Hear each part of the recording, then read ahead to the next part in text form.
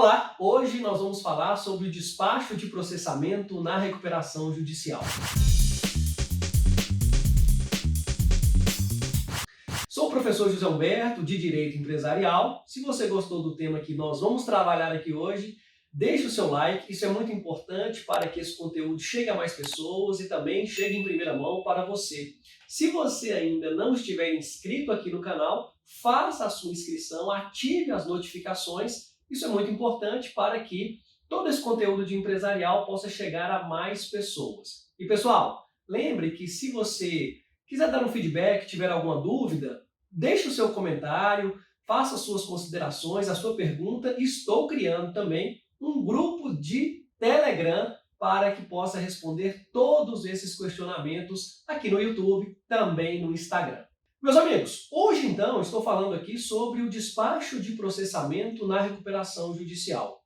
E aí você pergunta, mas como assim, professor, despacho de processamento? Bem, em primeiro lugar, é importante lembrar que a recuperação judicial está prevista na Lei 11.101 de 2005, é a Lei de Falência e Recuperação Judicial. Pois bem, já sabemos, por aulas anteriores, que a recuperação judicial ela é aplicável ao devedor, que é empresário ou sociedade empresária. E também sabemos que essa competência, onde a recuperação judicial será proposta, é no local do principal estabelecimento do devedor. Isso mesmo, pode ser a sede, pode ser a filial, mas o que prevê a lei no artigo 3º é o principal estabelecimento que, segundo o Superior Tribunal de Justiça, principal estabelecimento, é o local das principais atividades do devedor. Pois bem, olha só, o devedor então ingressa com pedido de recuperação judicial em juízo na Justiça Estadual. Esse processo então chega ao juíza, e naquela primeira conclusão, na primeira análise, observando então que é caso de recuperação judicial, que foi instruído corretamente o pedido, com a documentação necessária, conforme prevê a lei, temos assim o primeiro despacho, que é chamado de despacho de processamento. Isso mesmo, despacho de processamento na recuperação judicial. Tá, mas o despacho de processamento significa que o devedor está agora em recuperação judicial? Não, negativo. Esse despacho de processamento, ele somente é o despacho para processar, para prosseguir o processo, visando lá na frente que esse devedor, junto com seus credores, consigam então acordar dentro de um plano de recuperação para que aí sim este devedor entre em recuperação judicial e possa ali compor com os seus devedores. Mas esse despacho, o que estamos falando aqui hoje, é chamado de despacho de processamento. Tá, mas e aí, professor, o que significa esse despacho de processamento? Artigo 52 da lei, e ele é um artigo importante. Esse processamento é relevante porque nesse momento que o devedor chega em juízo com muita dificuldade, com muito sofrimento, com muita dívida, sufocado, ele então pede ao juízo para prosseguir com o processo e nesse despacho o juízo estabelece uma série de questões. A primeira, por exemplo, ele dispensa o devedor de apresentar as certidões negativas. Isso mesmo.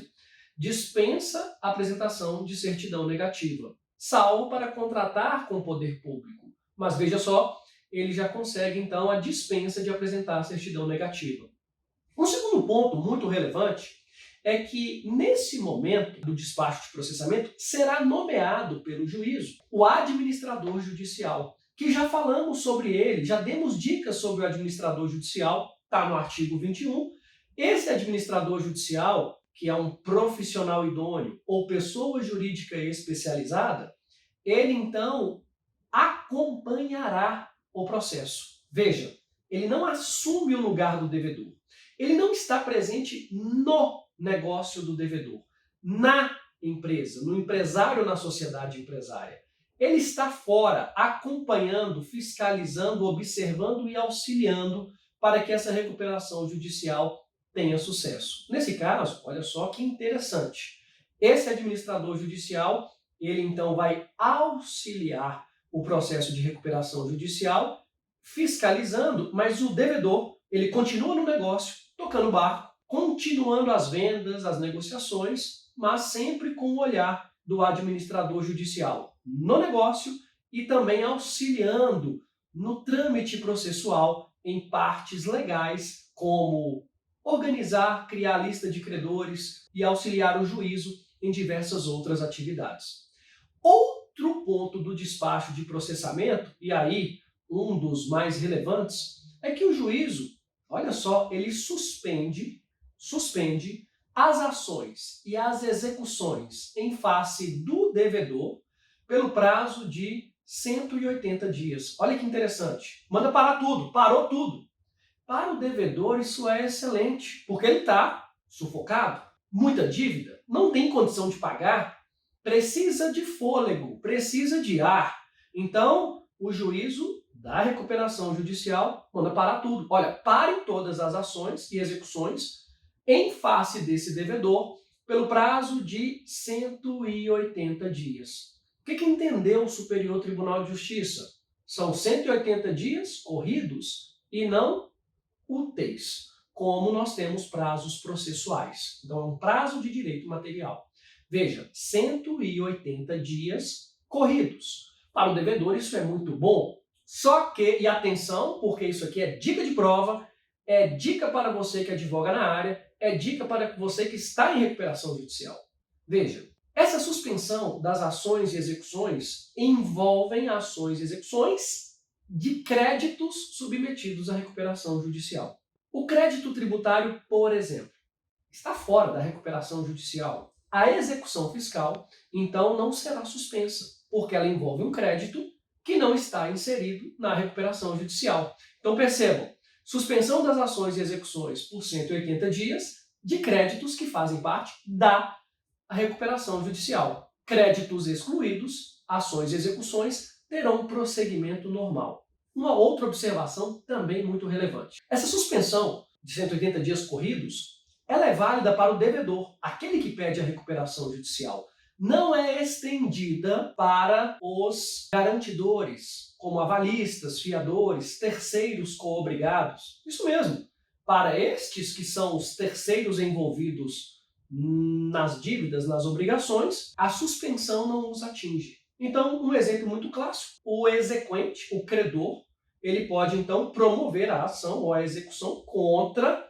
aquele devedor, terceiro garantidor, né? Ou avalista, ou o fiador, ele não tem então a suspensão como devedor em recuperação judicial terá. Perceberam isso? Então, essa suspensão ela é de 180 dias corridos, mas só beneficia o devedor, não terceiros garantidores e beneficiários, ok? Um outro detalhe também muito relevante. Pelo artigo 6º da lei, esse prazo de 180 dias ele é improrrogável. Então veja, 180 dias, improrrogável. Tá, mas e aí? Não prorroga? O processo demora tanto, professor? Atenção, pessoal! O STJ, Superior Tribunal de Justiça, entendeu e entende, né, que é possível essa prorrogação por diversos fatores.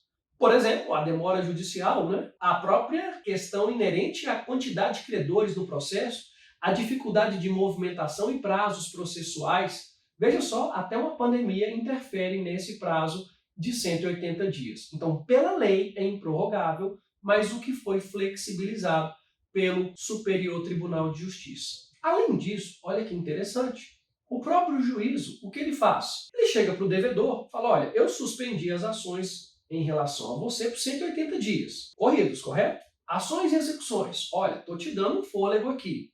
Eu já nomeei um administrador judicial que vai nos ajudar aqui no processo. Eu também já disse a você que, nesse caso, não há necessidade de apresentação de certidão negativa. Estou te auxiliando aqui, estou te ajudando de uma forma para que você consiga recuperar. Então, devedor, vou passar mais uma tarefa de casa para você. Traga aqui para o juízo da recuperação, no prazo de 60 dias corridos, ok? Um plano, chamado Plano de Recuperação Judicial. Isso mesmo, Plano de Recuperação Judicial.